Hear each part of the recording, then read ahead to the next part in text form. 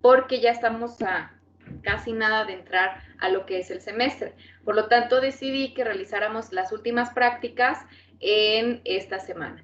Y por ello tengo que hablar de dos prácticas en particular, en donde pues principalmente una de ellas es una práctica de ELISA, la cual es una práctica bastante interesante porque se aplica muy importantemente para pruebas diagnósticas. Esto sí es como que el caballito de batalla para cualquier tipo de diagnóstico en los laboratorios, ya sea clínicos generales, de gobierno o también principalmente ya particulares y también en el área de investigación. La técnica de ELISA, existen muchas variantes de la ELISA, la cual pues obviamente puede ser por inmunocromatografía y también en placa, que es pues de las pruebas en las cuales pues pudiéramos decir que son más tardadas. Las de placa se utilizan un poquito más para la parte de investigación. Sin embargo, pues también, por ejemplo, en la parte de diagnóstico, en los laboratorios, las pruebas, por ejemplo, para detectar hepatitis, para detectar anticuerpos ante algún parásito, como por ejemplo toxoplasma, entre otros tipos de enfermedades, se pueden hacer a través de técnicas de placa. Ahora, ¿qué es la técnica de ELISA? La técnica de ELISA, como su término lo indica, no es adjudicado al nombre de alguna persona. Prácticamente son las abreviaturas o las siglas del nombre completo, que es un o una ensayo inmunológico enzimático, en el cual pues obviamente nos habla de una absorción y algo también muy importante, enzimático, que pues obviamente no hemos hablado principalmente de esas características. Como yo les había comentado, la técnica de ELISA es una de las técnicas que se ha utilizado bastantemente y tiene diferentes tipos de aplicaciones en las áreas biológicas. Este tipo de ensayo se puede basar, pues básicamente, o tiene el siguiente fundamento bastante importante. Es la adición de un anticuerpo y obviamente un antígeno, pero aquí la importancia del por qué se denomina como un ensayo enzimático que nos da una coloración, pues básicamente es la característica del anticuerpo. Aquí, si ustedes pueden observar en esta imagen, muchachos, esta es una placa de ELISA. Hay diferentes también tipos de placas de ELISA, las cuales obviamente se utilizan con diferentes finalidades.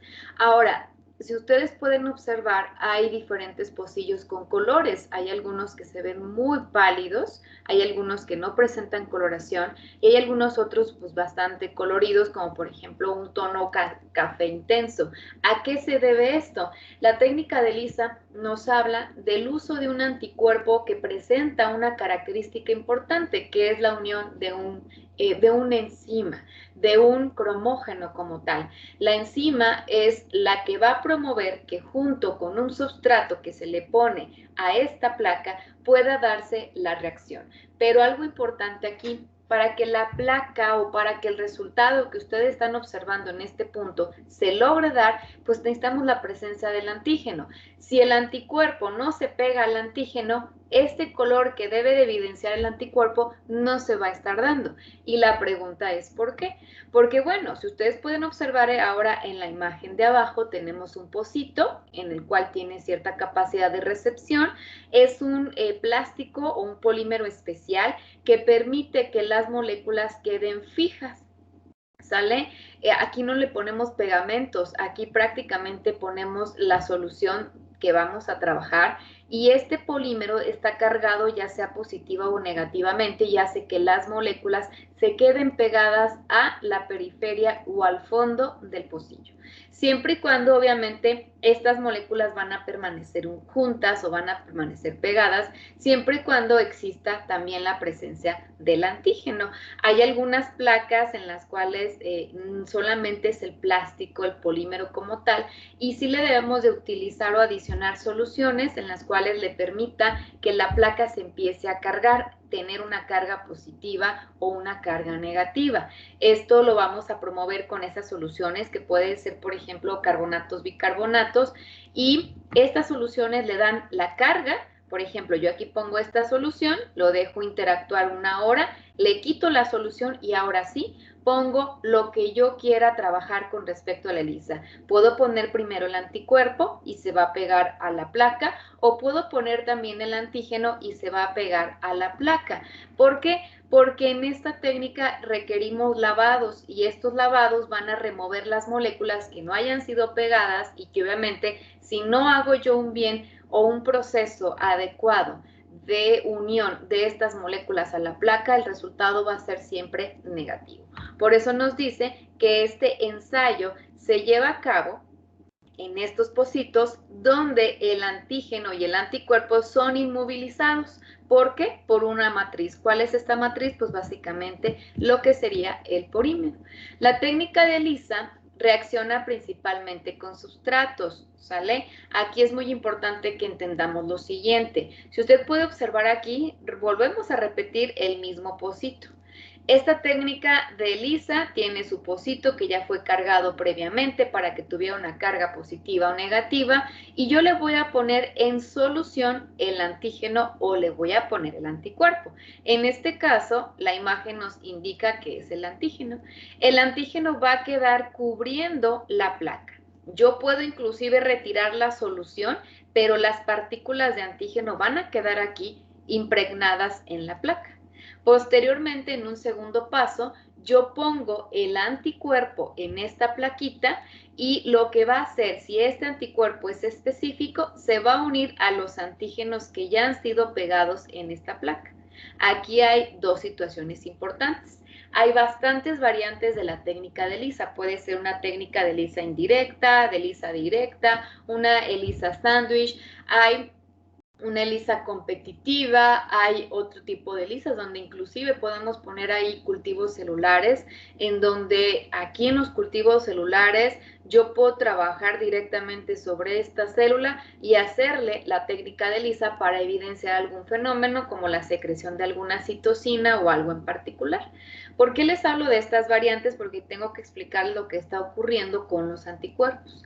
Si sencillamente les digo que la ELISA utiliza un anticuerpo marcado, pues una vez que el anticuerpo reconoce al antígeno, van a quedar interactuados. El antígeno va a estar pegado a la placa, a lo que es el plástico, y el anticuerpo, por ende, que se va a unir al antígeno, que recuerden ustedes que las interacciones van a ser sumamente estables, pues obviamente van a quedar aquí.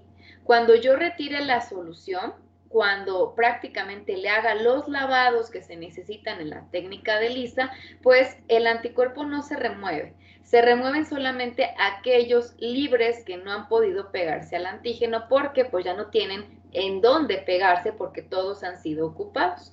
¿Y ahora qué pasa? Pues prácticamente va a quedar, quitamos la solución y queda el antígeno con el anticuerpo.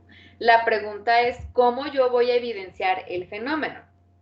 Si ustedes recuerdan, el fenómeno se podía evidenciar, por ejemplo, por una precipitación, líneas blanquecinas.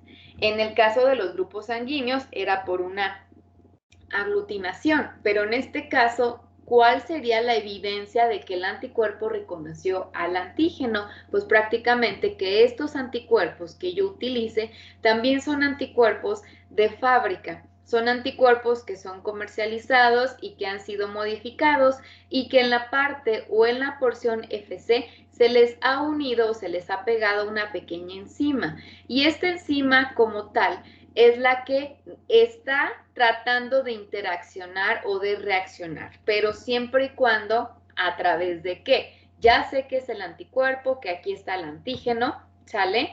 Y ahora, ¿qué es lo que necesito? Yo necesito hacer que la enzima que se encuentra acá reaccione. ¿Cómo hacemos que reaccione una enzima? Adicionándole un sustrato, una sustancia cromogénica. ¿Y ahora qué va a ocurrir?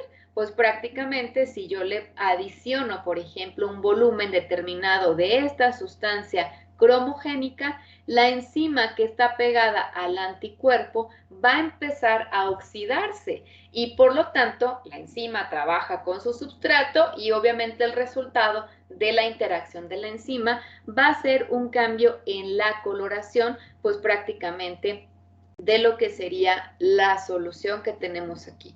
Y este cambio en la coloración es lo que me va a indicar Pues que el anticuerpo reaccionó frente a algún antígeno y que obviamente algo está ocurriendo. Esto me sirve para diagnóstico, ¿sale? Ahora, también cómo lo puedo yo ejemplificar.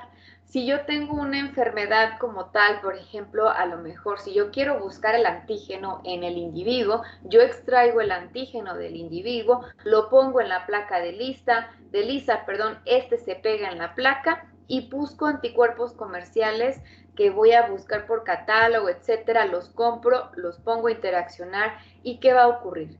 Si el resultado que me da aquí es un cambio en la coloración es porque está detectando algo en el paciente, lo que es el antígeno. Si el resultado es nulo, no hay cambio en la coloración, el anticuerpo que yo compré no está detectando nada en el paciente, entonces el paciente no tiene la enfermedad.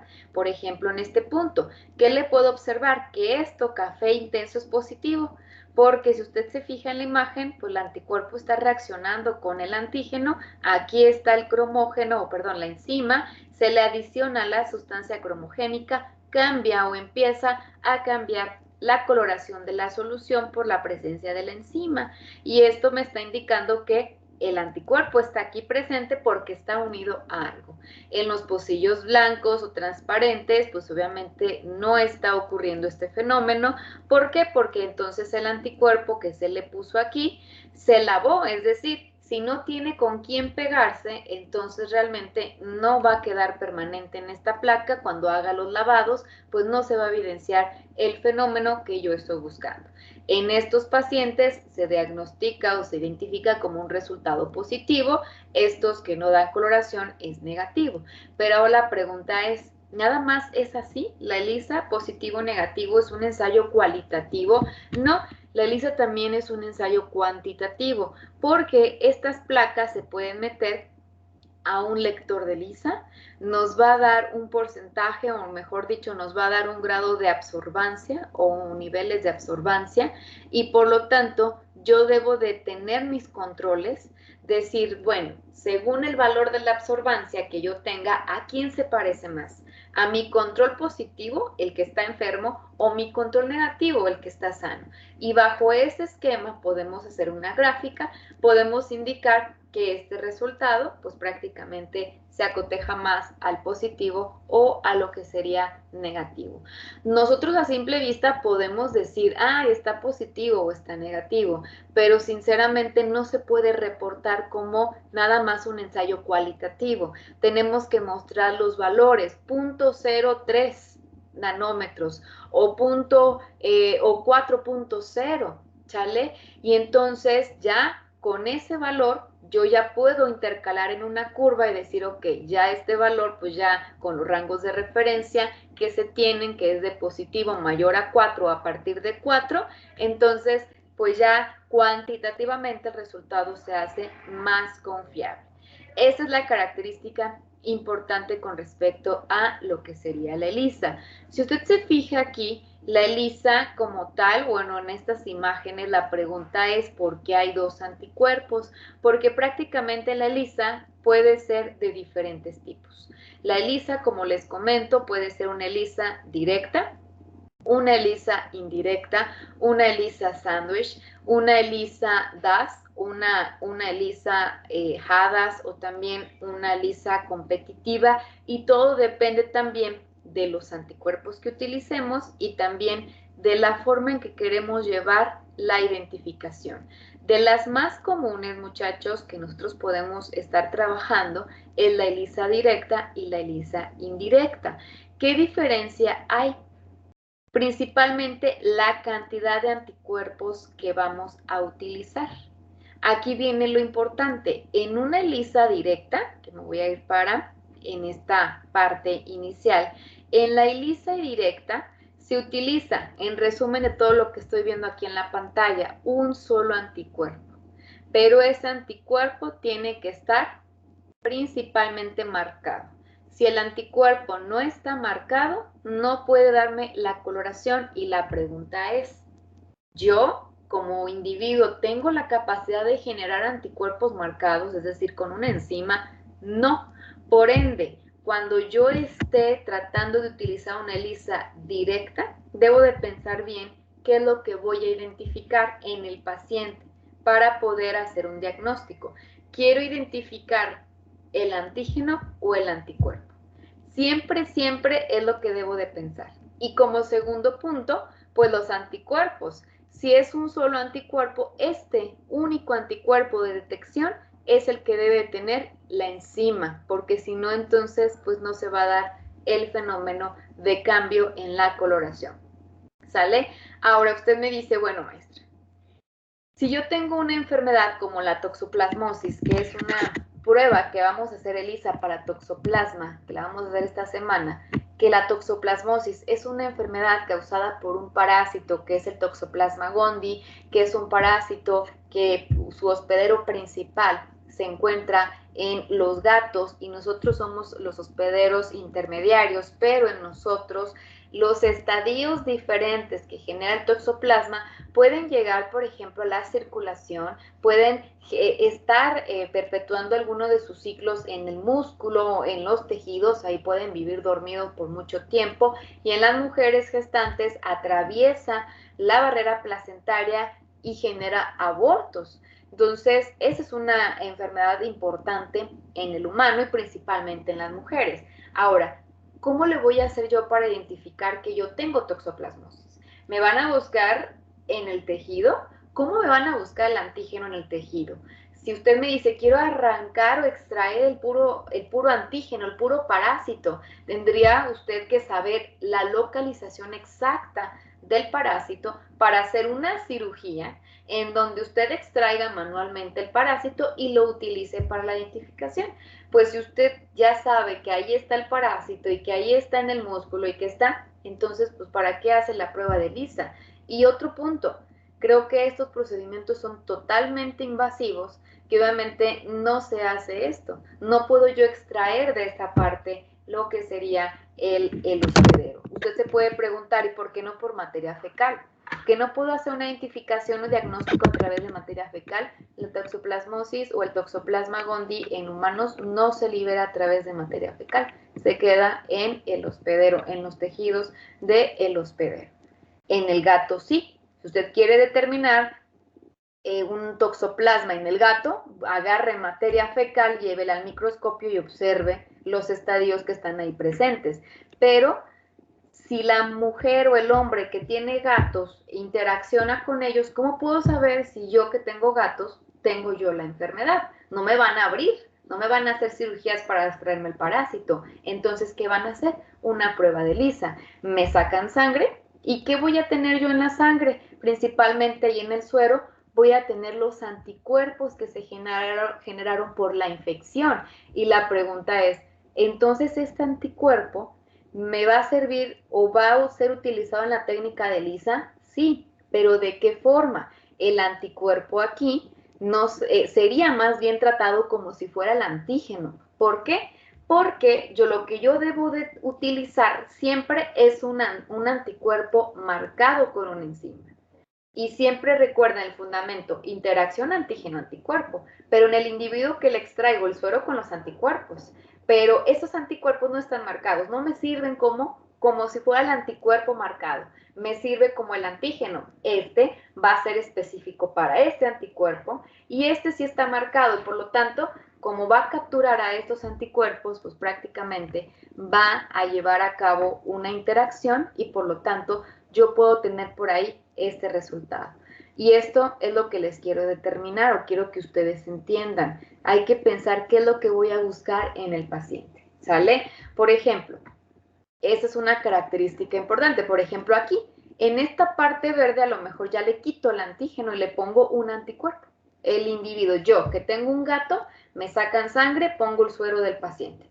¿Qué va a pasar? Los anticuerpos se van a pegar a la placa. Pero recuerden, son mis anticuerpos, no están marcados. Ahora, ¿qué va a pasar? En la ELISA directa me dice un solo anticuerpo marcado. Voy a ir a mi estuche donde tengo ahí mis reactivos, saco el anticuerpo, se lo pongo. Y entonces, ¿qué va a pasar? Voy a ver como si fuera esto de aquí, del tercer pocito, un anticuerpo al cual se le ha unido otro anticuerpo, pero este otro anticuerpo está marcado, le quitamos esta parte verde de aquí abajo, ¿sale? Y entonces, ¿qué va a pasar? Mi anticuerpo, que está marcado, va a reconocer, va a reaccionar frente a este anticuerpo que está produciéndose por el desarrollo de la enfermedad y obviamente van a quedar entrelazados. Y esto va obviamente a generar que cuando yo le ponga el substrato, le ponga este obviamente substrato para que la enzima reaccione, de un cambio en la coloración. Y esto es bastante interesante lo que ocurre con la prueba de ELISA. Ahora, eso es la técnica de ELISA. Directamente, resumidamente, es una prueba, un inmunoensayo absorbente enzimático, el cual, cuando hablamos de la ELISA directa, se utiliza un solo anticuerpo. Ese anticuerpo debe de estar marcado, por lo tanto, debo de saber bien en el paciente qué voy a identificar. Si es, por ejemplo, el parásito o si son anticuerpos. Y debo de saber que este anticuerpo marcado que voy a comprar comercialmente, pues obviamente me reconozca al antígeno o al anticuerpo que voy a diagnosticar por el desarrollo de la enfermedad, ¿sale? Ahora, en lo que es la ELISA indirecta, pues si ya les dije que la directa utiliza un solo anticuerpo marcado, ¿qué va a pasar con la ELISA indirecta? Pues realmente se está ejemplificando aquí. Se utilizan dos anticuerpos, uno primario, que no está marcado con la enzima, y uno secundario, que está marcado con la enzima. Ahora, ¿cómo puedo poner un ejemplo aquí? Algo también muy interesante que no les he hablado de estas plaquitas de ELISA como tales, es que la placa de ELISA tiene diferentes características. Por ejemplo, y también dependiendo de la casa comercial donde yo la adquiera. Porque, miren, yo les dije que es un simple plástico. Acá tengo una placa de ELISA. Bueno, es una placa de cultivo. Esta no es placa de ELISA, es una placa de cultivo para ese cultivo celular, pero bueno, tiene el mismo esquema. No sé si la aprecian. La mañana se la llevo al laboratorio para que la empiecen a ver. Pero estas placas, si ustedes se fijan, es un plástico. Simplemente no la abro porque como es para cultivo, pues obviamente tiene que ser en condiciones estériles. Esta es una placa, vean, es un simple plástico que tiene estos pocitos. Ahí se les va a adicionar las soluciones. Dependiendo de las características de la placa, pueden ser de la siguiente forma. 1. Las placas pueden venir, tener, por ejemplo, o estar, es decir, son sin carga, es decir, no tienen absolutamente nada, es el simple plástico. Me dice, simplemente es el plástico con la forma. Y ya usted adecúela para lo que usted quiera. Esto significa que yo tengo que preparar la placa, le voy a poner una solución para cargarla y posteriormente yo también en el laboratorio puedo poner el antígeno, ¿sale? Hay placas o kits en los cuales me dicen que ya vienen preparadas. Estas placas pueden contener, por ejemplo, ya el antígeno pegado y yo lo único que debo de adicionar son los anticuerpos. Por ejemplo, vamos a lo mismo, al ejemplo del toxoplasma. Bueno, ya les platiqué que no me pueden sacar a mí lo que es el parásito, pero sí los anticuerpos. En la ELISA directa, pues el anticuerpo que me obtuvieron de mí, pues me va a funcionar como el antígeno para que sea capturado por el otro anticuerpo. Pero en la indirecta, cuando me dicen que utilizamos dos anticuerpos, ¿a qué se hace referencia?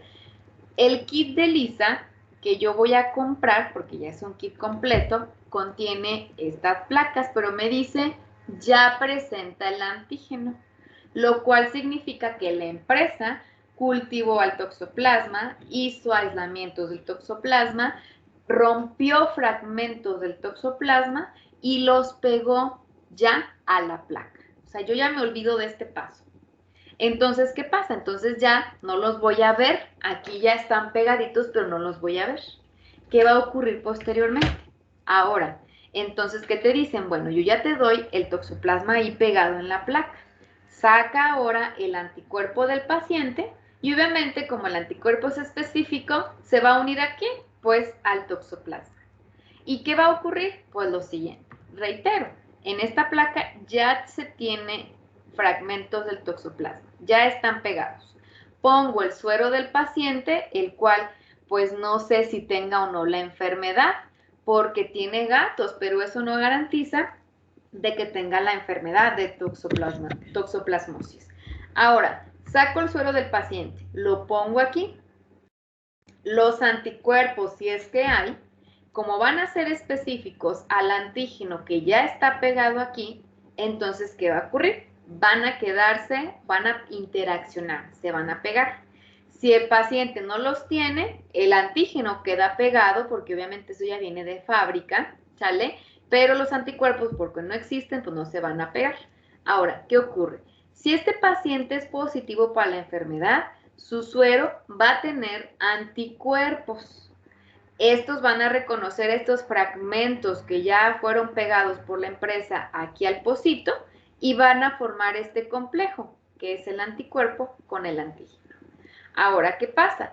Yo después de esto le hago un lavado, le quito la solución, el suero, le hago un lavado y obviamente el lavado no va a ser tan fuerte para que me haga un rompimiento de estructuras ni de moléculas, ¿no? El lavado es un lavado que se hace con un detergente que es muy noble, que es el Twin 20, en el cual no me va a romper enlaces. Por lo tanto, el anticuerpo del paciente y el antígeno van a continuar unidos.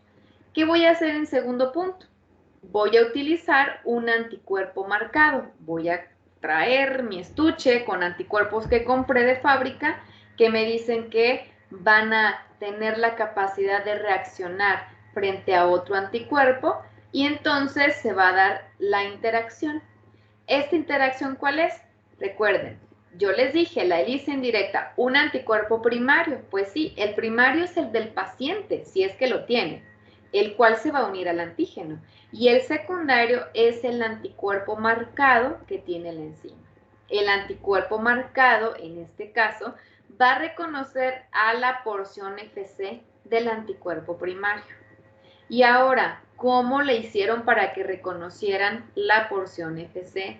Son anticuerpos también los cuales pueden ser producidos a través de proteínas recombinantes. Son una proteína recombinante de sistemas heterólogos, los cuales, pues reitero, cualquier anticuerpo, por ejemplo, este puede ser un anticuerpo de tipo IgM, ¿sí? Tiene la porción FC igual que la IgG, nada más en la longitud puede variar un poquito en el número de aminoácidos, pero bueno, eso no condiciona que no exista la interacción. Este anticuerpo, el secundario, va a ser específico para la FC. Y entonces, ¿qué ocurre? Todas las FCs que estén pegadas aquí o que estén expuestas en este punto van a ser reconocidas por el anticuerpo de fábrica, este que tiene la enzima, y se va a formar este complejo, en donde tengo antígeno, anticuerpo del paciente y obviamente el anticuerpo que yo voy a poner al que se denomina secundario y que contiene un cromógeno, una enzima, y esta enzima es cromogénica, la cual va a reaccionar cuando le ponga yo el substrato y se va a oxidar.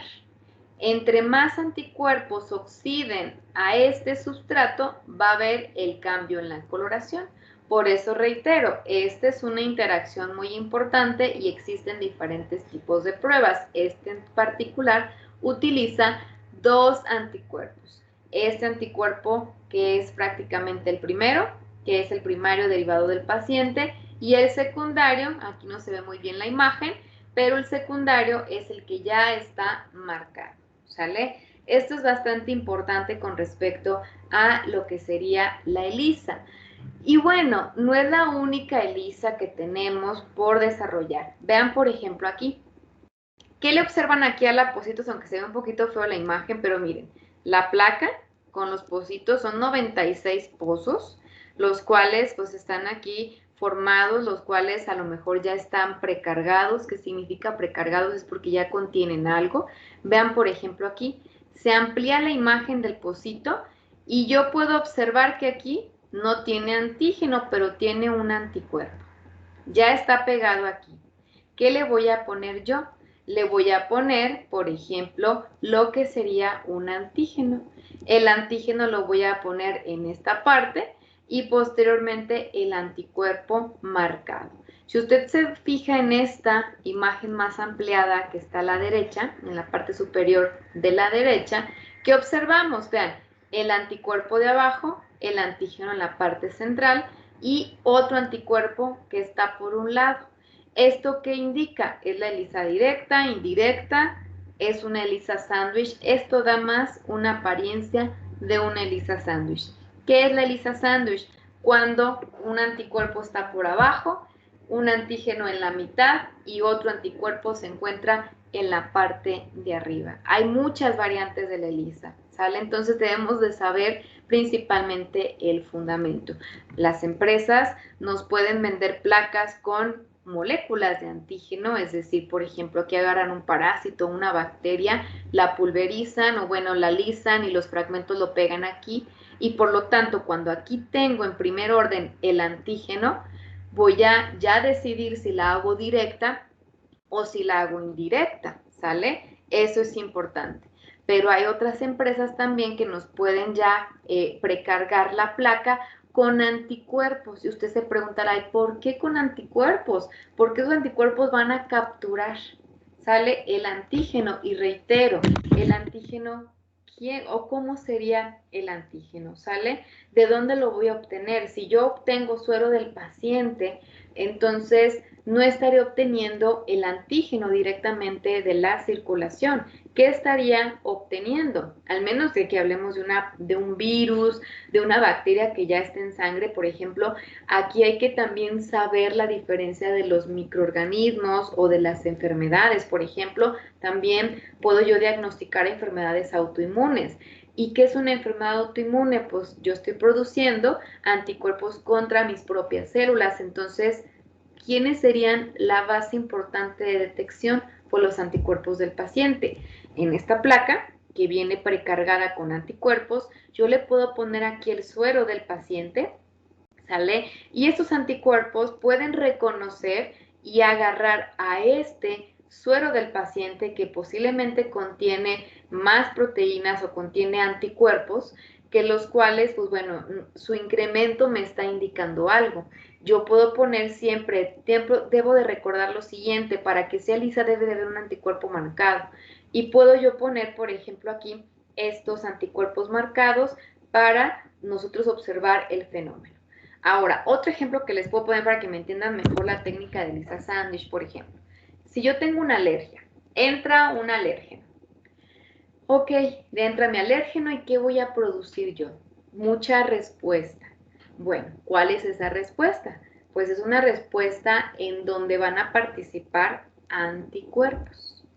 ¿Qué tipo de anticuerpos? Los IgE. Esos anticuerpos IgE son los que se van a incrementar en las alergias. La pregunta es, ¿cómo le puedo yo diagnosticar al paciente una alergia a algo? No sé, que haya una alergia ahorita por el incremento de estos anticuerpos. ¿Cómo se los puedo diagnosticar? Por el incremento de la IgE. Hay placas de ELISA para esto. Hay una placa de ELISA, ¿sale? En donde no se pone el alérgeno aquí abajo. ¿Por qué? Porque el alérgeno, hay muchos alérgenos. Y para saber cuál alérgeno le empezó a estimular esta respuesta de anticuerpos, pues sería casi imposible de identificarlo. Lo que sí sería mejor es, si yo pongo aquí anticuerpos específicos o que detecten la IgE, pues lo van a hacer. Esta placa ya viene precargada y me dice la ficha técnica, tiene anticuerpos ya pegados a la placa que van a reconocer a la IgE. El paciente llega con una rinitis, llega súper rojo, con los ojos por ahí llorosos, etcétera. Reacciones o síntomas y signos de una alergia. Yo le llego, le saco sangre, obtengo el suero y lo voy a poner aquí. Si este anticuerpo me dice que es contra la IgE, ¿a quién va a capturar? Va a capturar solamente a la IgE. Por lo tanto, aquí en lugar de estas bolitas voy a tener anticuerpos pegados capturados. Y ahora, ¿esto me va a dar el fenómeno? No, porque es necesario ponerle otro anticuerpo, porque estos de aquí no tienen la enzima, ¿sale? Estos solamente sirvieron para capturar a la IgE, la cual pues se encontraba en el suero del paciente súper incrementada y va a ser capturada. Cuando yo le pongo este anticuerpo marcado, ¿qué va a ocurrir? Este anticuerpo marcado va a reconocer a la porción FC de la IgE y por lo tanto cuando yo haga lavados no se va a poder desprender. Se va a formar esta interacción, pongo el substrato, la enzima reacciona y por lo tanto, ¿qué es lo que ocurre? Cambio en la coloración. ¿Y qué viene el paciente y me dice, y bueno, ¿y qué, cómo estoy? ¿Qué pasa? ¿Es una gripa? ¿Es una infección viral o qué es? No, es una alergia. ¿Por qué? Porque tiene incrementado anticuerpos de tipo Ig, entonces ya tiene que pasar a hacerse pruebas específicas en donde le van a inyectar ahora sí el antígeno, diferentes alérgenos en la piel o en la espalda, ¿sale? Y entonces vamos a ver el efecto inflamatorio que usted genera y decirle, ok, dependiendo del tamaño de inflamación que se observa en la piel, usted es alérgico a tal, ¿sale? Entonces, eso es lo que puedo yo entender con este tipo de técnicas de ELISA, ¿sale? Bueno, aquí, por ejemplo, lo que reitero, ELISA indirecto, aquí está muy sencillo de entender, siempre un anticuerpo secundario marcado con la enzima. La ELISA sándwich es para otro tipo de cuestiones, reitero, la que más se utiliza, por ejemplo, es esta, la ELISA indirecta, ¿sale? ¿Dudas con respecto a esto, muchachos?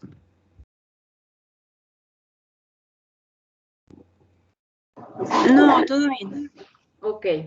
Miren, por ejemplo, aquí la ELISA sándwich tiene un anticuerpo pegado. Llegamos, le ponemos el antígeno, puede ser un antígeno en particular, una proteína de algo, o simplemente puede ser el anticuerpo del suero de los pacientes. Vean aquí, le ponemos ahora el anticuerpo marcado, ¿sale? Secundario, y por lo tanto, bueno, no secundario, vamos a decirle nada más anticuerpo marcado y nos da cambio en la coloración. Estos nos sirven para diagnóstico, ¿sale? La pregunta es que también luego por ahí nos indican qué es lo que ocurre con la prueba de lo que sería del COVID, ¿sale? La prueba de anticuerpos y la prueba de antígeno. Se basa en una técnica de ELISA, pero no es una técnica de ELISA en placa, es una técnica de ELISA por inmunocromatografía. ¿Y cómo es? Es una simple tirilla, muchachos, es un cassette en el cual en este pequeño casetcito tiene un papelito en la parte central. Ese papel es el más importante. ¿Por qué? Porque ahí ya prefabricados, les pegaron anticuerpos, les pegaron antígenos.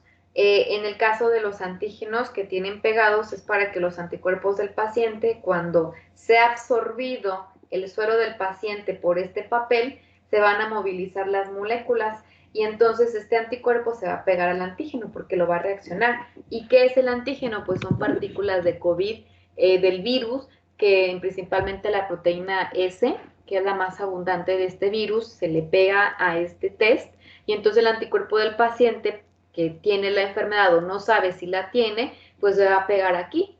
Y entonces hay otro anticuerpo que va a capturar todo el complejo, pero este anticuerpo tiene que estar marcado con la enzima y ustedes ven una o dos rayitas, es por esto, por la interacción. Podemos decir que es, hagan de cuenta que es como un sándwich, ¿sale? Por ejemplo, en la técnica de ELISA por inmunocromatografía para identificar anticuerpos contra COVID, ¿qué debe de haber? ¿Sale? Va a haber principalmente, por ejemplo, va a haber aquí antígenos en movimiento, aquí antígenos libres, va a haber anticuerpos aquí, así como lo ven en esta parte, es una técnica de sándwich. Entonces hagan de cuenta que aquí está el anticuerpo pegado a este papel, porque es un papel, es como un papel filtro muy delgadito, por eso se llama inmunocromatografía. Entonces hagan de cuenta que aquí tiene un palito, ¿sale? En donde ahí voy a poner una gotita del paciente, del suero del paciente. Entonces, si está positivo, va a haber muchos anticuerpos que por capilaridad se van a movilizar y van a tener un contacto con los anticuerpos, perdón, con los antígenos libres que les había dicho de la proteína S, y entonces van a formar un complejo. Hagan de cuenta aquí un anticuerpo con lo que sería, es que no me deja aquí agarrar para rayar, ¿sale? Aquí el anticuerpo del paciente, la partícula S del COVID que también fue purificada y fue puesta en este papelito, y entonces se forma el complejo. Pero entonces por el movimiento de la solución, porque es capilar, empieza a subir, hagan de cuenta que el complejo se empieza a movilizar. Y entonces llega a este punto donde se captura, vean, así queda. Ese sería, por ejemplo, vamos a dar un ejemplo burdo, sale el del paciente, aquí es a la partícula que se puso del antígeno, que es del COVID, y aquí hay anticuerpos de captura, entonces capturan todo el complejo y en este punto interacciona todo esto y da un cambio en la coloración. Luego les explicaré quién es el que contiene el cromógeno, pero hagan de cuenta que es lo mismo y se basa en una técnica de sándwich. Ahora, si usted me dice, bueno, maestra, ¿cómo se haría la de antígeno? La de antígeno sería más fácil. Aquí en la solución del suero tiene el antígeno del paciente, la partícula viral, la proteína S. Y entonces, ¿qué pasa? Entonces, esas proteínas virales van a encontrarse en el suero y por lo tanto, cuando yo lo ponga en la prueba, va a haber anticuerpos de captura, pero para el antígeno. Y entonces, ¿qué va a pasar? ¡Pum! Empieza principalmente a capturar al antígeno. Y entonces hay anticuerpos de captura también por otro lado que contienen el cromógeno y forman el sándwich. Y entonces, ¿qué ocurre? Pues ya cuando esto pasa, la solución o por ahí el colorante que se tiene va a empezar a dar reacción, pero es simplemente también en un fundamento de Lisa Sandwich. Y así, basándose en esta prueba, se pueden utilizar muchas pruebas de identificación de lo que usted quiera. Por ejemplo, ahorita la que sacaron rápido, pues fue la de COVID, porque no se tenía como tal, se hacía de otra forma, porque el virus ya existía desde hace mucho tiempo, es una familia de virus muy antigua, no crean que es algo novedoso. Esta variante, el SARS-CoV-2, sí es una variante, es nuevo, pero la familia, el SARS, pueden ustedes leer en los libros de microbiología, tiene mucho tiempo de haber existido, y el SARS también había ya provocado una enfermedad respiratoria, un síndrome respiratorio agudo, que es lo que significa SARS, síndrome respiratorio agudo en Medio Oriente, hace muchos años. Se había controlado y obviamente no se desarrolló una pandemia, pero pues el virus ya existía y obviamente también había formas de detección, ¿sale? Y bueno, también la prueba de embarazo, muchachos, se basa en una técnica de Lisa, por ejemplo, en la identificación de anticuerpos contra hepatitis también, la de toxoplasma también, por ejemplo, para identificar también el número o nivel hormonal de alguna hormona en particular, también se puede hacer por ELISA, tiene muchísimas aplicaciones. Y vean, por ejemplo, aquí, cómo se desarrolla la prueba. Ya sé que es una placa que tiene pocitos, que dependiendo de las compro precargadas o no, pues va a estar pegado principalmente el antígeno o el anticuerpo, lo que yo pretenda buscar. Ahora, ¿cómo se forra? Forrar significa cómo se llena la placa. Si usted se fija, es una pipeta multicanal. Y esta pipeta multicanal, permítanme, voy a sacar mi cable. Esta pipeta multicanal, pues solamente toma el volumen necesario para llenar los pocitos. ¿Con cuánto volumen se llena el pocito? Aproximadamente unos 200 microlitros es el tope máximo. Ya pueden ser 50, pueden ser 100, lo que dependa de la solución que queramos utilizar y gastar. Pero vean, podemos utilizar esto o podemos solamente utilizar una pipeta normal, irnos pocito por pocito forrando.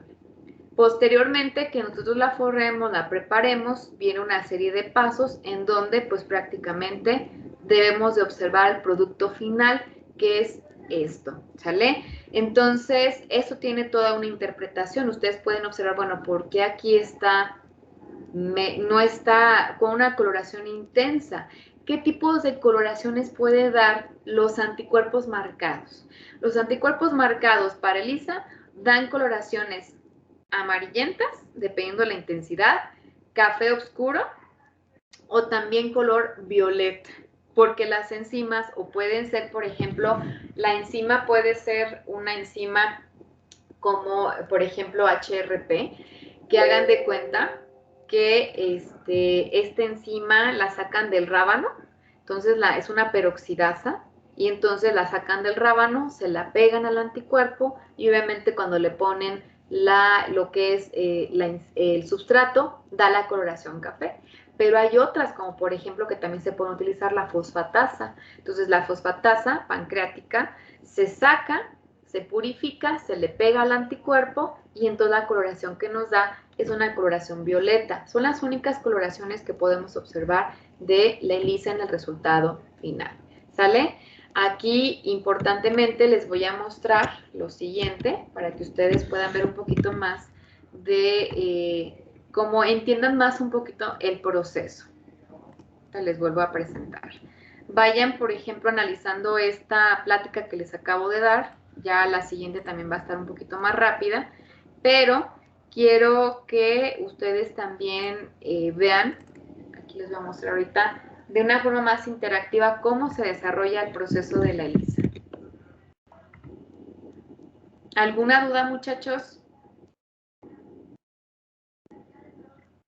Luego la ELISA es un poquito difícil de entender porque nos tenemos que imaginar qué está ocurriendo en el pocito.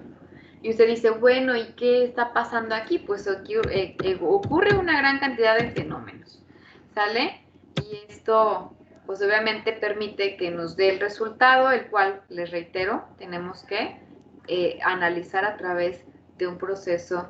Miren, aquí está. Miren, les voy a mostrar este video que a mí se me hace muy, muy bonito, que es también de la web, ahora sea de YouTube. Técnicas inmunológicas. A ver. Les voy a compartir pantalla.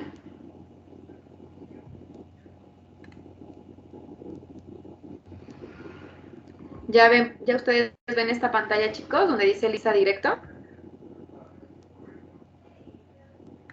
Sí, ya. Miren, fíjense. Este video se me hace muy, muy interactivo porque realmente ejemplifica súper bien el fenómeno de lo que es la ELISA, ¿sale? Con que quiera echar a andar. Si no, le voy moviendo. Miren, por ejemplo, bueno, aquí va a estar explicando las características, le quité el audio, porque quiero, por ejemplo, que entiendan aquí, en este punto. ¿Qué es lo que queremos nosotros identificar? Por ejemplo, aquí nos dice, quiero identificar principalmente lo que es un antígeno, que es derivado de un virus. Este es, por ejemplo, el virus de la hepatitis B.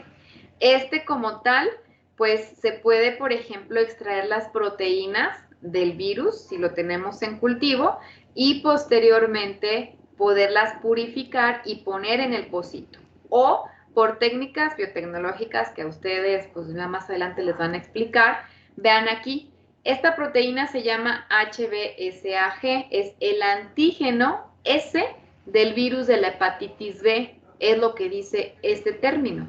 Ahora, se busca la secuencia génica que codifica ¿sale? Aquí está, nos habla de la secuencia génica, se mete en un plásmido que obviamente lo va a codificar o para E. coli. E. coli va a producir esa partícula, solamente el antígeno, y yo lo voy a purificar. Puede darme, por ejemplo, antígenos buenos, es decir, estructuralmente muy parecidos o iguales a lo que es el virus de la hepatitis B, o también nos puede dar proteínas anómalas. Esto, pues bueno, la técnica de ELISA me sirve para identificar estas proteínas. Ya la proteína, usted sabe cómo la obtiene. Si quiere identificar la proteína del virus o tiene un cultivo celular donde le va a inyectar el virus de la hepatitis B, la célula le va a replicar o por ingeniería genética, usted le mete a un plásmido y empieza a sintetizar la pura proteína. ¿Cuál sería menos riesgoso? La obtención de una proteína recombinante, porque si usted tiene cultivos celulares y el virus como tal activo, la persona que trabaje con él puede enfermarse por hepatitis si usted no tiene cuidado. Por lo tanto, a veces, para evitar esto, se busca el gen bioinformáticamente, se mete a un plásmido, se empieza a inducir en E. coli, que es el modelo tipo más importante para la expresión de proteínas, ¿sale? Y se purifica.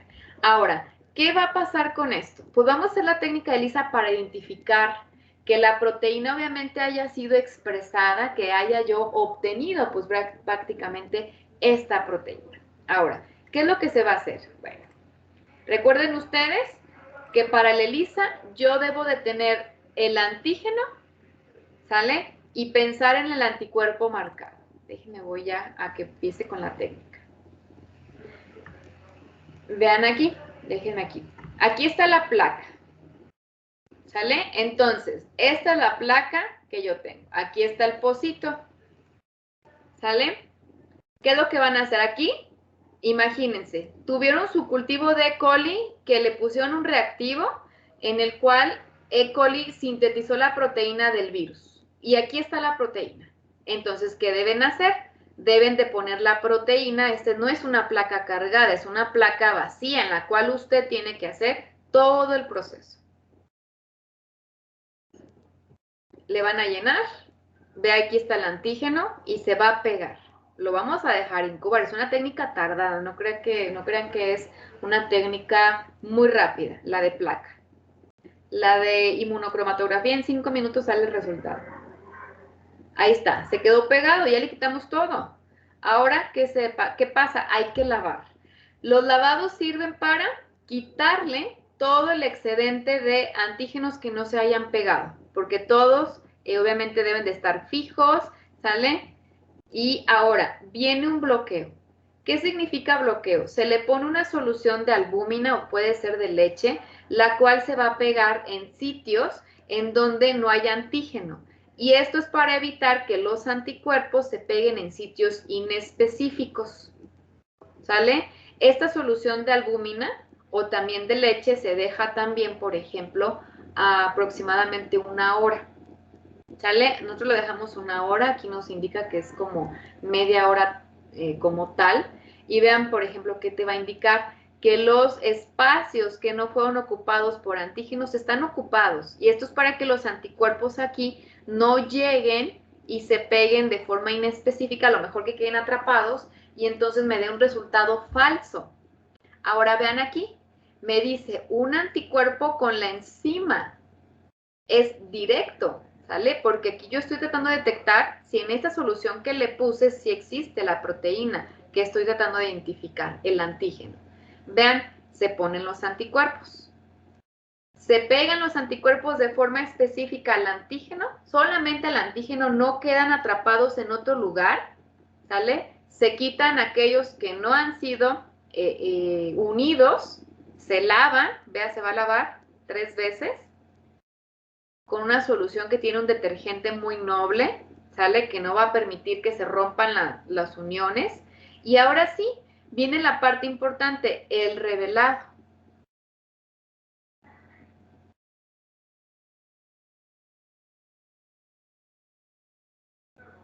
Aquí lo único que nos está diciendo que, si ustedes se fijan, son 2 antígenos diferentes.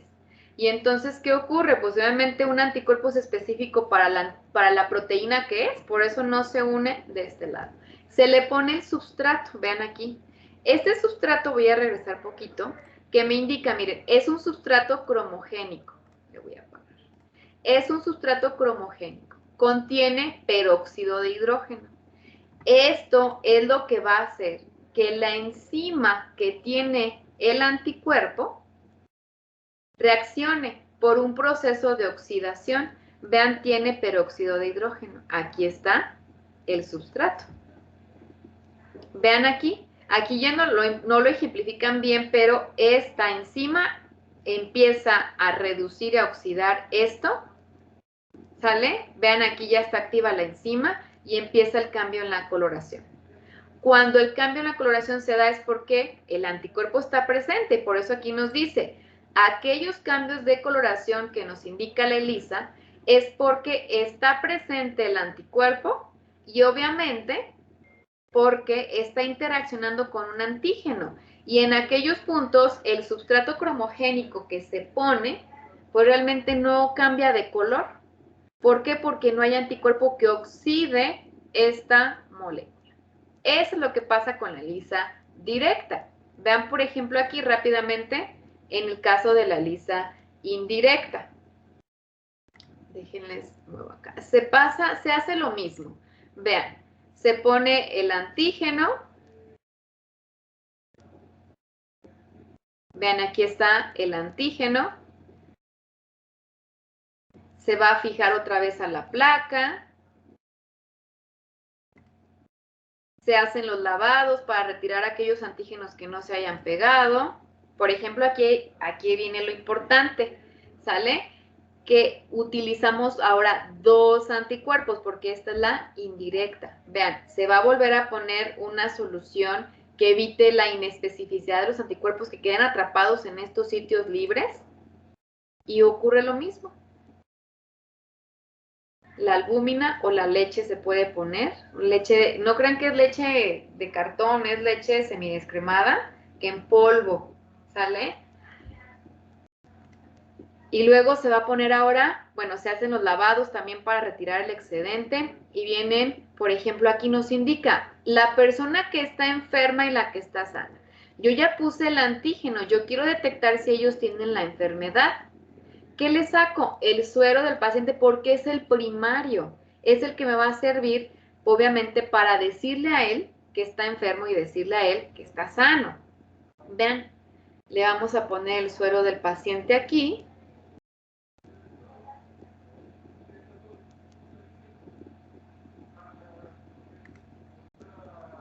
Bueno, te le adelanto un poquito.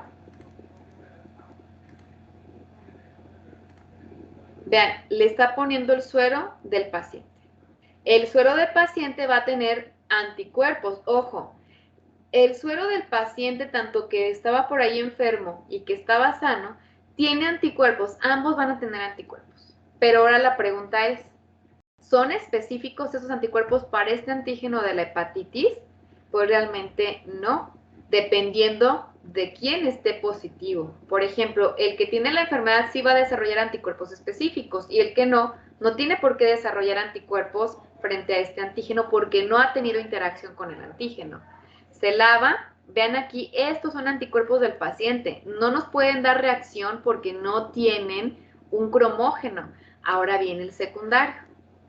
El secundario es el que contiene el cromógeno y por lo tanto una peroxidasa, sale una peroxidasa de rábano, en la cual se va a pegar a este, miren aquí, nos está diciendo que este es un anticuerpo IgG, y entonces aquí se va a pegar.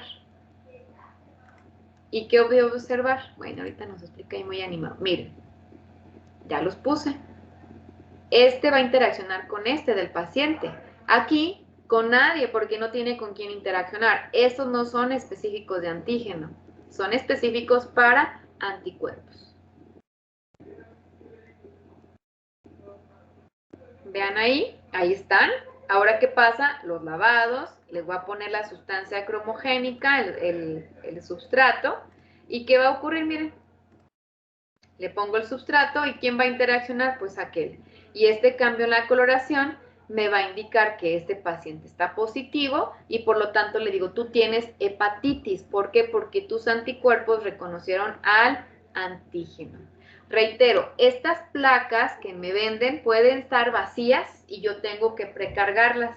O pueden ya comprar un kit que ya esté precargado. Porque, por ejemplo, lo que yo les digo, si usted me dice, maestra, pues tengo mi plaquita, aquí está, pero viene vacía, van a decir precargada, no viene precargada, y entonces quiero identificar en el paciente, no sé, el virus o tal bacteria, ¿sale?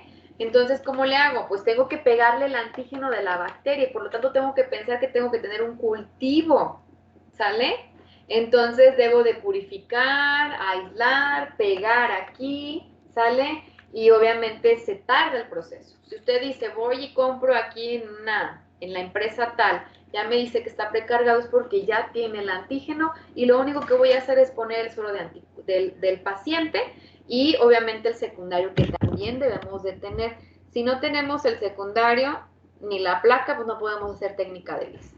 Y bueno, si usted se fija, aquí está el panel, las diferentes lecturas, y luego, ¿qué debemos de hacer? La metemos a un lector de ELISA, nos va a dar valores y debemos nosotros posteriormente de sacar una relación. Miren, por ejemplo, control positivo es el que presenta esta coloración. De esta coloración hacia más fuerte es positivo, ¿sale? Positivo y negativo es el que no presenta estas coloraciones. ¿Es cualitativo o es cuantitativo? Ojo, tengo que poner controles. ¿Qué es un control? Un paciente o un suero que yo ya sepa que es positivo o un suero que yo sepa que es negativo para saber cualitativamente las coloraciones a qué me dan. ¿Sale? Vean, aquí nos dicen las diluciones. Y bueno, también podemos obtener el título de anticuerpos a partir de esta placa de ELISA. Miren, se mete en este lector, ¿sale? De ELISA y nos da los valores. Vean, por ejemplo, aquí hay una gráfica. Podemos graficar, por ejemplo, la absorbancia y me va a decir que entre qué parámetros yo encuentro interpolo, ¿sale? Ya son valores también que me vienen en la ficha técnica y yo puedo indicar, pues prácticamente, cuánto de positivo es. Tiene 8,000 unidades o unidades internacionales, pues es muchísimo. Entonces, eso es lo que es la técnica de ELISA. ¿Ya les quedó un poquito más claro, muchachos? Sí, maestra. Ok. Y bueno, ya rápidamente, para no tardarlos tanto, nada más vamos a platicar de la siguiente práctica, que es inmunofluorescencia. Ya conociendo la técnica de ELISA, ustedes saben qué es la técnica de fluorescencia. Y es lo mismo. ¿Qué diferencias ustedes se encontraron con respecto a la técnica? Recuerden ustedes la técnica primero. La técnica de inmunofluorescencia, ¿saben qué es?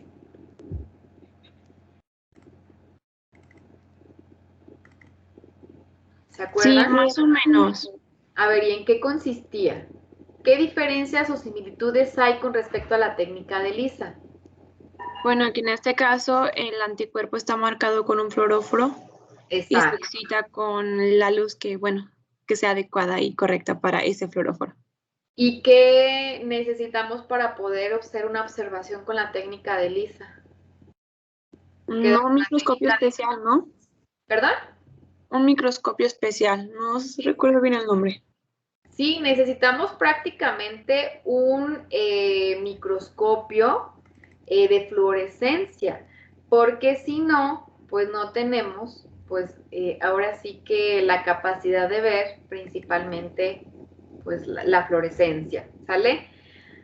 Y bueno, rápidamente, ¿qué es? Y ahorita les voy a pasar la presentación para que ustedes lo vean recordando un poquito. ¿Qué es la técnica de inmunofluorescencia? Igual que la ELISA, es una técnica en la cual se utilizan anticuerpos marcados, como decía su compañera, un fluoróforo o un fluorocromo. Este fluorocromo pues nos indica que debe de fluorecer, pero gracias a que a la excitación que se va a dar a través de un haz de luz ultravioleta para que no se vivencie la unión del anticuerpo con el antígeno.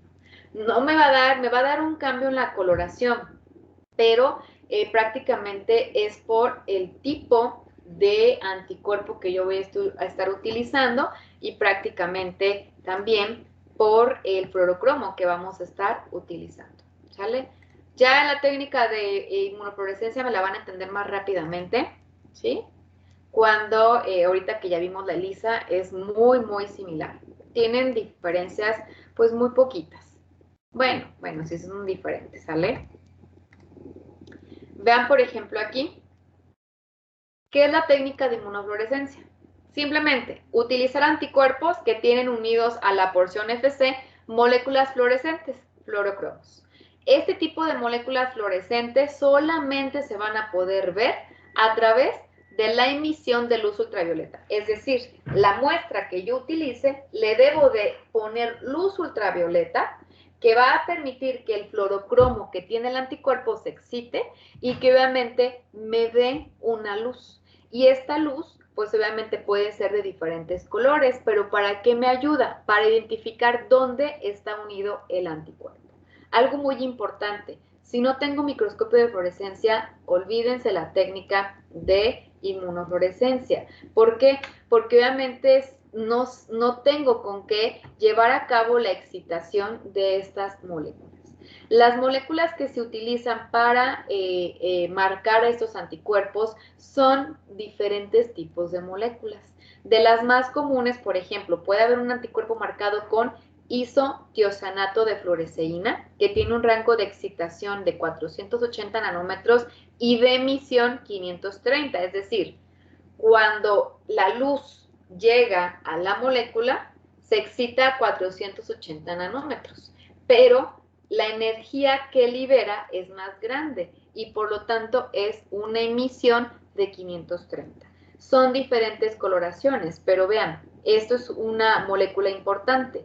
La rodamina también es otra molécula que se le puede pegar al anticuerpo y la ficoeritrina también.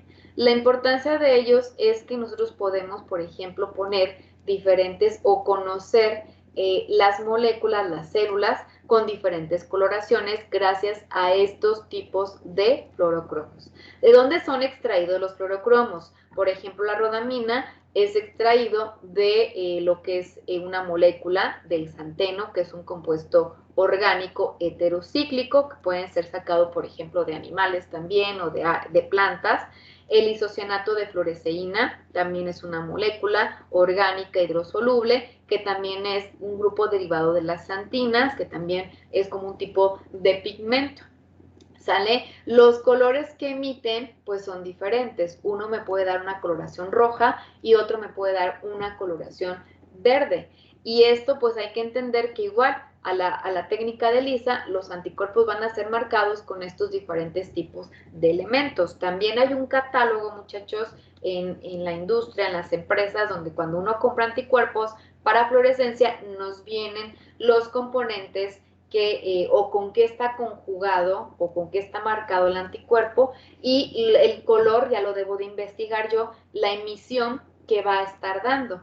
Llevo de decir, el isocianato de fluoresceína es verde, entonces, ok, el marcaje que yo espero observar en mis células o en lo que yo voy a identificar es verde.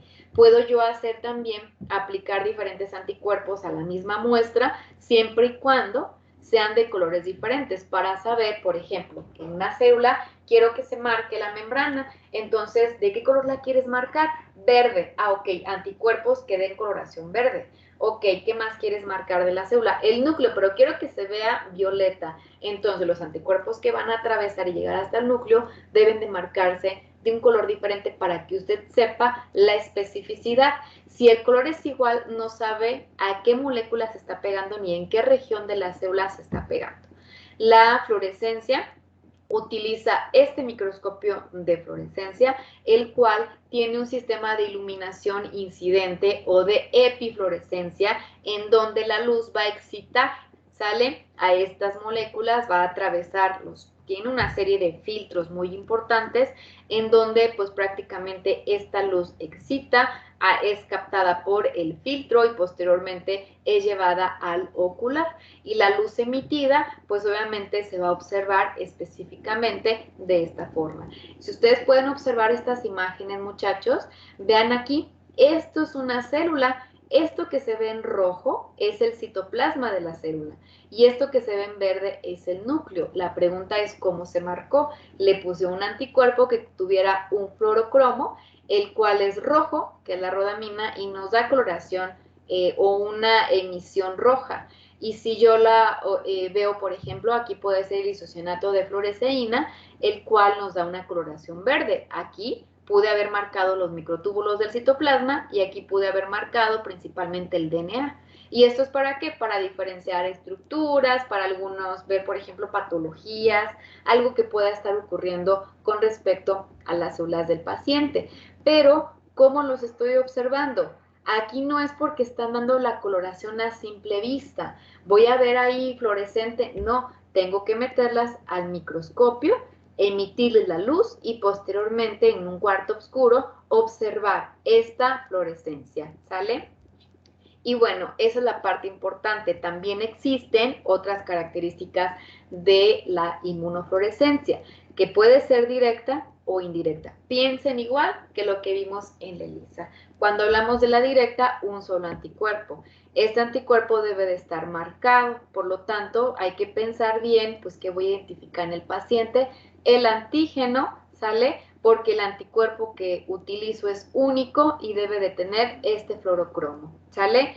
En la secundaria, o perdón, en la indirecta, es la que más se utiliza, casi siempre las indirectas son las que más se utilizan, pues tengo que tener el antígeno, el suero del paciente, puede ser el que contenga los anticuerpos primarios, y ya de producto comercial compro los anticuerpos secundarios conjugados con el fluorocromo. Si usted se fija, me da verde porque el anticuerpo está marcado con este colorante o este fluorocromo, y aquí rojo por el tipo de fluorocromo que va a estar presentando.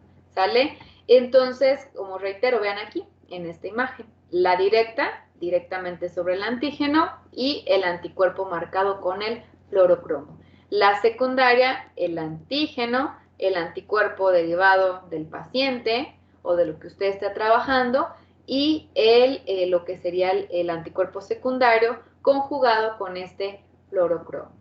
Y vean qué es lo que va a ocurrir, pues la interacción. La pregunta es, ¿qué puedo utilizar yo para diagnóstico? Normalmente las técnicas de fluorescencia se utilizan sobre tejidos, sobre células. Por lo tanto, podemos identificar, por ejemplo, receptores celulares, podemos identificar componentes de membrana, componentes del núcleo, y usted me dice, ¿y para qué, maestra? Por ejemplo, en investigación, pues el identificar un receptor que no existía, esto es una pauta para después utilizar técnicas moleculares y ver si efectivamente lo que me da de marcaje con el anticuerpo se correlaciona con la expresión de un gen, ¿verdad? Entonces, eso nos puede ir guiando. Pero en la parte diagnóstica, la técnica de ELISA se utiliza, la técnica de inmunofluorescencia se utiliza para la detección de enfermedades autoinmunes. ¿Por qué? Recuerden que existen diferentes tipos de enfermedades autoinmunes, pero una de las que se caracteriza más, estos tipos de enfermedades autoinmunes se caracteriza por la generación de anticuerpos. Esos anticuerpos son autoinmunes. ¿Qué significa esto? Que tu anticuerpo reconoce lo propio y por lo tanto se va a ir a pegar a tus células. Entonces, prácticamente no voy a sacar tus células ni te voy a hacer una biopsia para buscarte tus anticuerpos pegados. Lo que vamos a hacer es buscar en tu suero estos anticuerpos autoinmunes, porque van a reconocer elementos particulares, como que pueden ser el DNA, pueden reconocer, por ejemplo, algunas histonas, pueden reconocer algunos componentes del citoplasma o también, por ejemplo, de la membrana. Entonces, si yo le doy el antígeno, como empresa te vendo el antígeno, ¿quién sería el antígeno? Recuérdate que es una enfermedad autoinmune. Te voy a dar una célula, un tejido o un cultivo celular. Y si tú pones el suero del paciente aquí sobre estas muestras, si el suero del paciente tiene anticuerpos autoinmunes que reconocen elementos celulares sencillos, se van a pegar.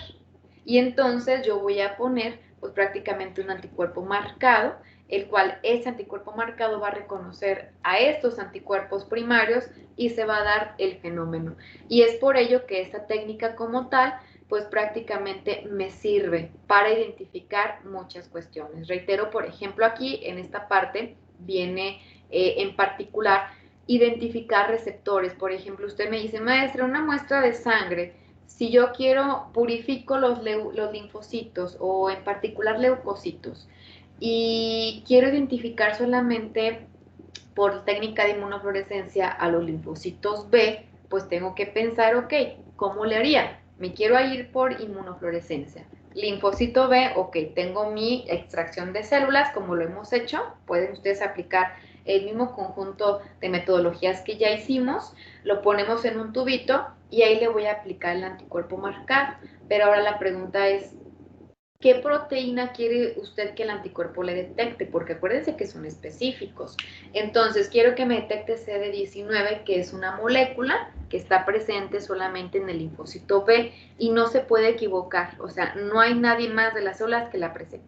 Ok, busco mi catálogo de lo que sería anticuerpos y busco, a ver, anticuerpo anti-CD19 marcado con tal. Ok, voy, lo compro y lo pongo en esta extracción de células. ¿Y qué va a ocurrir? Este anti-CD19 marcado va a pegarse solamente en el CD19 y yo tomo una pequeña gota de la interacción que hice y la llevo al microscopio. ¿Y qué voy a observar? Principalmente, por ejemplo, el marcaje. Ahorita me voy a pasar a esto. ¿Sale? El marcaje de las células. Eso es lo que usted puede utilizar para identificación, para investigación, lo que usted quiera. Pero en lo que sería principalmente en la parte diagnóstico, yo les hablé de esos anticuerpos anticuerpos que usted está presentando frente a reacciones propias, anticuerpos antinucleares o anticuerpos pues propios, ¿sale? En particular. Ahora, en el laboratorio, ¿qué prueba se utiliza para llevar a cabo una identificación de una enfermedad autoinmune? Principalmente en la búsqueda de esos anticuerpos autoinmunes. Normalmente se les puede decir anticuerpos antinucleares porque van contra el núcleo, van contra, por ejemplo, hay algunos que van contra la tiroides, unos van contra el músculo liso y otros van contra el DNA. Hay búsqueda de estos diferentes tipos de anticuerpos. Una persona que tiene una enfermedad autoinmune puede generar esto y usted sabe que cuando un anticuerpo se genera contra un elemento propio, el sistema inmunológico se va a activar. El complemento va a llegar y va a alisar, por ejemplo, el núcleo de las células, ¿sí? O bueno, directamente la membrana y rompe a las células, ya sea, por ejemplo, en el núcleo, en el músculo liso, ¿sale? O, por ejemplo, en la tiroides, que es un órgano bien importante que tenemos aquí, que también tiene una función reguladora hormonal, ¿sale? Es muy importante la tiroides y hay gente que desarrolla estas enfermedades autoinmunes. Entonces, la respuesta inmune se activa, las células se activan, o sea, si hay un inductor, se tiene que haber una respuesta y no se va a parar, ¿sale? Y entonces, ¿cómo yo le puedo identificar o diagnosticar una enfermedad a este tipo de pacientes? Pues prácticamente a través de estas pruebas. Nosotros sabemos que tenemos anticuerpos antinucleares, que así se llaman, antinucleares ANA, pues frecuentemente también de forma natural o mejor dicho, de forma inducida a través de agentes infecciosos. Los anticuerpos de forma natural que nosotros tenemos antinucleares son muy bajos, realmente no causan patologías adversas, son de tipo IgM, pero hay algunos que cuando se incrementa su concentración, pues pueden ser específicamente por alguna enfermedad, algún tipo de agente infeccioso, puede ser algún virus o simplemente por una pérdida de la tolerancia inmunológica que nosotros tenemos. ¿De qué características son? IgG, IgA e IgM. Y ahora, ¿qué pasa? Esos anticuerpos como tales, cuando los denominamos como autoinmunes, pues su origen como tal es multifactorial, es decir, no sabemos por qué desarrollamos una enfermedad autoinmune. Puede ser que ahorita, no sé, a los 15 años, yo no desarrolle nada, pero a los 40 sí. Y esto se debe mucho a la pérdida de tolerancia inmunológica, que ustedes ya vieron en teoría que era la pérdida de la tolerancia. Recuerden ustedes que nosotros debemos de tolerar los antígenos que expresamos en la membrana, porque la mayoría de los antígenos que expresamos en la membrana unidos al MHC son antígenos propios, ¿sale? Eso ya se sabe. El MHC no se expresa en la membrana si no hay un antígeno. Por lo tanto, para mantenerlo en membrana, se necesita la expresión de antígenos propios y la tolerancia significa que el linfocito T debe de no reconocer ese antígeno propio y obviamente no activarse. Pero ¿por qué la perdemos? Es multifactorial. Puede ser por los hábitos alimenticios, puede ser inclusive por cuestiones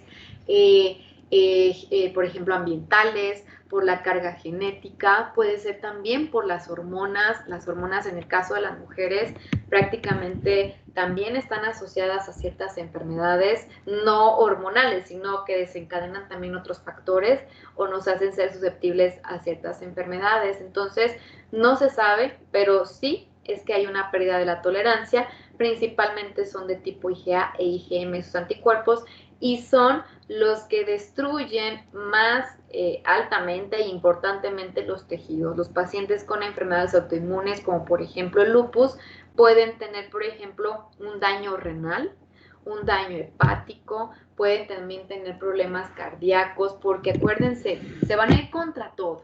Hay diferentes tipos de lupus, pero el lupus eritematoso sistémico se va contra todos los componentes de su cuerpo y obviamente de los tejidos y por lo tanto provoca una enfermedad que se puede controlar pero nunca se puede curar y no sabes hasta qué punto pueda el medicamento seguir controlando la enfermedad. Puede tener una vida media de unos 20 años, 30 años. Por ejemplo, si te lo detectaron a los 10 años, pues a lo mejor tu cuerpo solamente resiste tantos años. Hay personas que mueren por falla hepática, por falla renal, que es lo más frecuente, la renal, y también por problemas cardíacos, ¿sale? Entonces es una enfermedad muy grave, no tiene cura, pero sí se puede controlar. ¿Cómo la diagnosticamos? Bueno, cuando llega un paciente con algunas características, ¿cuáles son las características del lupus? Por ejemplo, puede ser una mancha roja a manera de mariposa en la cara, dolor en articulaciones, mucho dolor en articulaciones, no porque tengas artritis, sino es por dolor, porque también se generan aquí o empiezan los primeros signos de la enfermedad. Entonces, ¿qué pasa con ello? Para que llegue este paciente es porque tiene ya una sintomatología. Se manda al laboratorio, se le saca sangre. Ahora la pregunta es, ¿aquí hay anticuerpos antinucleares? Es lo que queremos saber. Ahora, ¿qué es lo que yo necesito? Primero, también ya venden los kits, muy importantemente para esta prueba, los cuales tienen laminillas. Y es una laminilla con un portaobjetos que contiene un cultivo celular. Es una línea de células HEP2, que es una línea que deriva de un carcinoma faríngeo. Hagan de cuenta, recuerden, yo les había comentado que los cultivos celulares casi siempre utilizaban células tumorales porque tienen, son inmortales, son inmortalizadas, es decir, siempre se autorrenuevan y están multiplicándose. Obviamente in vitro esto es importante porque pues las pueden reproducir, ponerlas en superficies y podemos trabajar con ellas. Ahora, ¿qué pasa? Me venden un portaobjetos que contiene estas células aquí. Aquí, así como la ven en la imagen, así están, no brillantes, claramente está, pero están pegadas estas células. Ahora, ¿qué es lo que voy a hacer? Yo principalmente le voy a poner el suero del paciente a este. Voy a poner diluciones, es decir, acuérdense que podemos entrar en estado de pozona, prozona o de equivalencia. Yo tengo que buscar la equivalencia. Voy a poner diluciones del suero del paciente en este pocito, 1 a 10, 1 a 100, 1 a 200, 1 a 300, 1 a 400. Voy a poner interaccionar, dejar incubar. Después de un periodo también voy a lavar. ¿Qué va a pasar si el paciente tiene autoanticuerpos? Van a reconocer elementos de la célula y se van a quedar pegados. Ahora, ¿qué voy a hacer? Recuerden que el anticuerpo primario del paciente no tiene el fluorocromo. Voy a poner ahora un secundario, el cual en cada pocito va a ser el mismo, y este va a reconocer al primario, que ya fue unido si es que el paciente tiene los anticuerpos. Ahora, después, ¿qué hago? Lavo, quito el exceso igual que la ELISA y pongo un cobreobjetos. Me voy al microscopio de fluorescencia y voy a observar lo siguiente siempre y cuando sea positivo. ¿Sale? ¿Qué es esta positividad? Principalmente tengo que saber qué es fluorescencia. Fluorescencia, vean, todas se ven verdes, pero no florecen. Esto es positividad. Tenemos que saber identificar la fluorescencia. Y algo también muy en particular, en estos o con esta prueba de anticuerpos antinucleares ya sé que si el paciente es positivo se le va a pegar a la célula que está aquí ya montada por la empresa. Pero entonces, ¿qué debo también identificar? Principalmente cuando los anticuerpos secundarios marcados con el fluorocromo se pegan a esos anticuerpos, me van a dar patrones de fluorescencia. ¿Qué significan estos patrones? Vean, por ejemplo, aquí se ve en la periferia. Vean, por ejemplo, acá no se ven igual, aquí se ven como punteados, vean, aquí se ven como grecas. Esto es muy importante porque me está indicando en qué sitio el anticuerpo del paciente se está pegando en la célula. ¿Y esto por qué? Porque me está indicando básicamente a qué elemento. Por ejemplo, unos se pueden pegar a las proteínas de la membrana nuclear, otros se pueden pegar a las histonas, como les decía, otros se van a pegar, por ejemplo, a la heterocromatina o a proteínas más específicas, ¿sale? Y esto es importante porque también dependiendo de el tipo de patrón que se presenta con respecto a la fluorescencia, ¿cómo lo estoy viendo? Vean este, ¿sale? ¿Qué me está indicando? Pues me está indicando también la severidad, porque una cosa es que ya te dañe, por ejemplo, una histona que esté involucrada en lo que es la estructura del DNA, a otra cosa que es la membrana. Entonces, también ahí depende mucho de la severidad del tipo de anticuerpo, en qué estado está el desarrollo de la enfermedad. Y esto es importante, ¿sale? Los anticuerpos secundarios marcados van a seguir a los primarios y donde estén pegados ahí van a pegarse y van a dar una coloración. Esto es bastante interesante, importante y por eso se han visto diferentes patrones. Por ejemplo, patrón homogéneo. El patrón, vean, homogéneo es completo, se pega en todo el núcleo. El periférico solamente en la membrana nuclear, ¿sí? Hay, por ejemplo, moteado, vean aquí, fino y grueso, que también se pega principalmente a componentes internos, puede ser la heterocromatina, ¿sale? Hay patrón centromérico a los centrómeros cuando las células están en estado de división, el patrón nuclear cuando se forma el nucleolo de la célula o también para que se unan las topoisomerasas o al RNA, ¿sale? El patrón de lámina nuclear o laminar, el citoplásmico, vean, son diferentes patrones. Aquí lo importante es que usted identifique qué es fluorescencia, ¿sale? Aquí hay también patrones de filamentos intermedios o del citoesqueleto y prácticamente vean aquí, se está pegando no en el núcleo, sino en el citoesqueleto de la célula, lo cual me indica que la membrana se encuentra de este punto.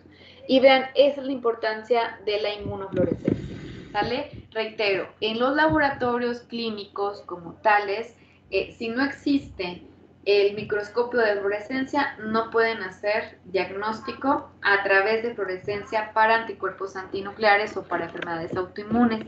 Reitero, ¿sale? Eso es algo importante. Si se tiene, pues obviamente se lleva a cabo este proceso.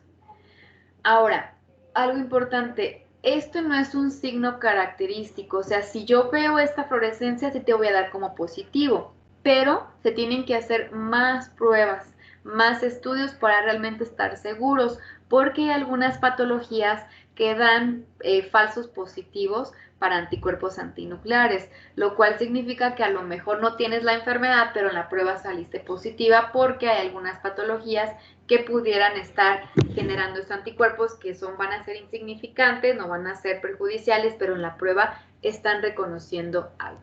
Vean, por ejemplo, aquí, limitaciones. Al igual que la mayoría de las técnicas, la fluorescencia puede ser un problema muy significativo porque principalmente hay algo. Si usted manipula las muestras en luz convencional, con mucha luz intensa, hay un fotoblanqueamiento, es decir, los anticuerpos pierden la funcionalidad, no porque no se unan, sino porque el fluorocromo ya fue excitado, ¿sale? Ahora, otra cosa importante es que si no se tiene el microscopio, las concentraciones del anticuerpo, las diluciones, las muestras, las preparaciones, si no se tienen, pues realmente no podemos hacer la técnica de anticuerpos antinucleares, ¿sale? Y pues bueno, chicos, esto es lo que vamos a hacer. ¿Cómo les vamos a hacer con la dinámica? No nos vamos a quedar todo el día de mañana. Lo que yo voy a hacer el día de hoy es montar la técnica de fluorescencia para que ustedes observen la fluorescencia mañana en el microscopio. Y la técnica de toxoplasmosis para detectar, bueno, ELISA para detectar toxoplasmosis sí la van a hacer ustedes, ¿sale? Es una técnica más rápida. Yo le voy a adelantar un poquito para que ustedes continúen con el proceso y revelen al momento, ¿sale? Entonces, vamos a tratar de acabar el laboratorio para el día de mañana. Reitero, la de fluorescencia pues es más tardada como tal. Yo las voy a dejar ya con las muestras listas para que ustedes observen, ¿sale? ¿Dudas, chicos?